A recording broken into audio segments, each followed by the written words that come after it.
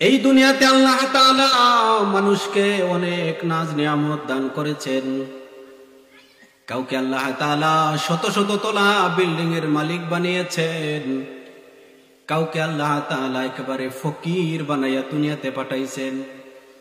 কাউকে আল্লাহ তাআলা অনেকগুলো ছেলে মেয়ে দান করেছেন, কাউকে আল্লাহ তাআলা সন্তান হারা করে নিঃসন্তান হিসাবে দুনিয়াতে রেখে দিয়েছেন। কাউকে আল্লাহ তাআলা পৃথিবীর সবচেয়ে সম্মানী আসনের মধ্যে বসাইছেন, আবার কাউকে আল্লাহ তাআলা এমন জায়গায় রেখেছেন এই দুনিয়াতে তার কোনো দাম নাই, মূল্য নাই। এই দুনিয়াতে যদি কোনো মানুষের ধন দৌলতের অভাব নাই, মান সম্মানের অভাব নাই, আত্মীয় স্বজনের অভাব নাই, খাওয়া দাওয়ার অভাব নাই, কিন্তু তার ঈমান নাই, সব কিছু ঠিক আছে, ভিতরে ঈমান নাই, তার মানে এই দুনিয়াতে তার কোনো মূল্য নাই। আল্লাহ রাসূল সাল্লাল্লাহু আলাইহি ওয়াসাল্লাম বলেন, এই দুনিয়াতে আল্লাহ তাআলা মানুষকে অনেক নাজ নিয়ামত দান করেছেন।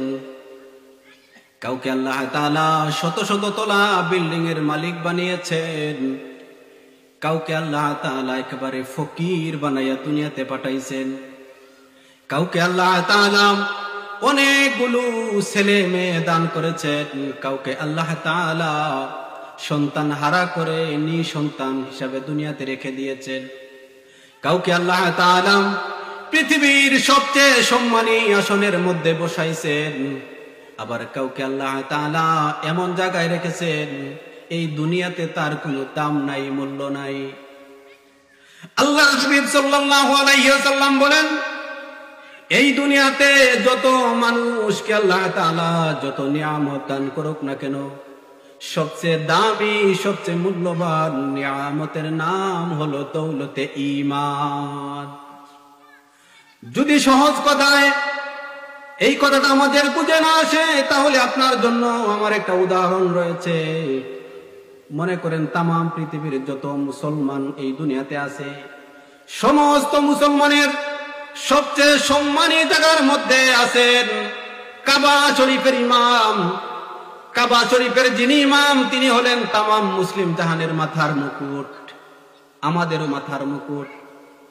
আজকে যদি কাবা শরীফের ইমাম মিম্বরের মধ্যে বসে যদি ঘোষণা দেয়া দেয়, কাবার মিম্বরে বসে যদি ঘোষণা দেয় আল্লাহ একজন, এই জিনিসটা আমি মানি না, মুহাম্মাদুর রাসূলুল্লাহ সাল্লাল্লাহু আলাইহি ওয়াসাল্লাম আখিরি নবী, এই কথাটাও আমি মানি না, এই কথা বলতে দেরি হবে যেই তাম পৃথিবীর কোটি কোটি মুসলমান তাকে মাথার মুকুট বানাইয়া রেখেছে, সম্মান করেছে, সাথে সাথে মাথা থেকে নামাইয়া পায়ের নিচে ফেলে অপমান করতে দেরি করবে না। শুধু মুখ দ্বারা ঈমান নামক দৌলতটা সে নষ্ট করে ফেলেছে, নষ্ট করার সাথে সাথে তাম পৃথিবীর মুসলমানের মাথা থেকে পায়ের নিচে চলে গেছে। তার মানে বিষয়টা স্পষ্ট, এই দুনিয়াতে যত সম্মান, যত মর্যাদা, যত কিছুই আল্লাহ তাআলা দান করেছেন, সকল কিছুর উদ্দেশ সেই জিনিসটার নাম হলো ঈমান। আল্লাহ তাআলা বলেন, তোমরা যদি আমার কাছে এক যারা পরিমাণ ঈমান নিয়ে আমার দরবারে হাজির হতে পারো, এক যারা পরিমাণ ঈমান মানে কতটুকু ঈমান? একটা বালুর দানাকে যদি 70টা টুকরা করা হয়, যত ছোট্ট একটা টুকরা হবে ধুলাবালির সাথে বাতাসে উড়ে যাবে।